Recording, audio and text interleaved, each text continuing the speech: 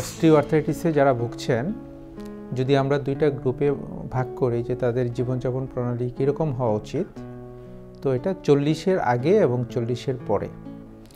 40-এর আগে early onset of osteoarthritis একটা group আছে, যে ইয়াংদেরও কিছু কিছু ক্ষেত্রে অস্টিওআর্থ্রাইটিস হয়ে থাকে।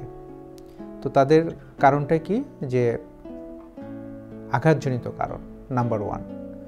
তারপর তাদের কিছু ওয়ার্কের জন্য হতে পারে, তারা যে পেশাতে থাকে, কিছু পেশায় যদি রিপিটিটিভ হাঁটুতে ইনজুরি হয় ওইটার জন্য হতে পারে। তারপর যারা একটু ওভারওয়েট থাকে ওজনের জন্য হতে পারে। তারপর কিছু রোগের সেকেন্ডারি কারণেও হতে পারে, যেমন রিউমেটোলজিক্যাল যদি কোনো ডিজিজে ভুগে কেউ, তাহলে তাদের এই অস্টিওআর্থ্রাইটিস থেকে যদি প্রতিরোধ করতে চায় তাহলে কি করতে হবে? নাম্বার 1, অবেসিটি, যদি ওজন বেশি থাকে ওজন নিয়ন্ত্রণ করতে হবে। তারপর লাইফস্টাইল মডিফিকেশন করতে হবে, যেমন যে পেশা, কোনো পেশায় যদি তার পায়ে রিপিটিটিভ ইনজুরি হয় তাহলে ওই পেশা থেকে সে বিরত থাকবে, যে পায়ের আঘাতজনিত কারণে যেটা হয়ে থাকে এই আঘাত থেকে দূরে থাকতে হবে। আর সেকেন্ডারি কারণ কিছু আছে, যেমন রিউমেটোলজিক্যাল কারণ, সেইগুলোর প্রপারলি চিকিৎসা করতে হবে। এবং সাথে সাথে যে কিছু এক্সারসাইজ করতে হবে, কোয়াড্রিসেপস যে মাংসপেশি আছে ওইটাকে স্ট্রং করার কিছু এক্সারসাইজ, প্রতিদিন যদি পরিমিত সপ্তাহে 5 দিন অন্তত আধা ঘন্টা করে হাঁটে, তার বডি ফিট থাকবে। তো এই জিনিসগুলো করলে 40-এর আগে যাদের যে বয়সটা তারা ভালো থাকবে। আর 40-এর পরবর্তীতে যারা হয়, মেইনলি 40-এর পর মায়েদের বেশি হয়। তো মায়েদের হওয়ার পিছনে অনেকগুলো কারণ আছে। নাম্বার 1, যে মায়েরা বাসায় প্রতিনিয়তই প্রচুর কাজ করে, হাঁটু ভাঁজ করে, ঘর ঝাড়ু, ঘর মোছা থেকে আরম্ভ করে গৃহস্থলীয় অনেক কাজ করে।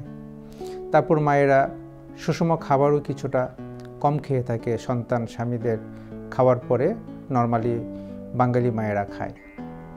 তারপর তারা বাইরে কম বেড়াতে যায়, বাইরে থেকে রোদ কম পায়, ভিটামিন ডিটা কম পায়, তারপর হাঁটার অভ্যাসটা কম থাকে। তো অনেকগুলো কারণেই মায়েদের একটু বেশি হয়ে থাকে। সেই জন্য এই 40-এর পরবর্তী যারা মায়েদের এই জিনিসগুলোর দিকেও আমাদের নজর দিতে হবে। আর ছেলেদের ক্ষেত্রে আরেকটু পরে হয়ে থাকে, 50-60-এর পরে অস্টিওআর্থ্রাইটিস হয়ে থাকে। তাদের ক্ষেত্রে ওই কথাগুলোই আমাদের মানতে হবে, যে লাইফস্টাইল মডিফিকেশনের যে কথাগুলো বললাম, ওজন বেশি থাকলে ওজন কমানো, তারপর আমাদের যে বসার ধরন, যে হাঁটু ভাঁজ করে কিছুদিন বসবো না, যারা প্রার্থনা নামাজ পড়ে কয়দিন চেয়ারে বসে পড়বে, উঁচু কোমর ব্যবহার করবে।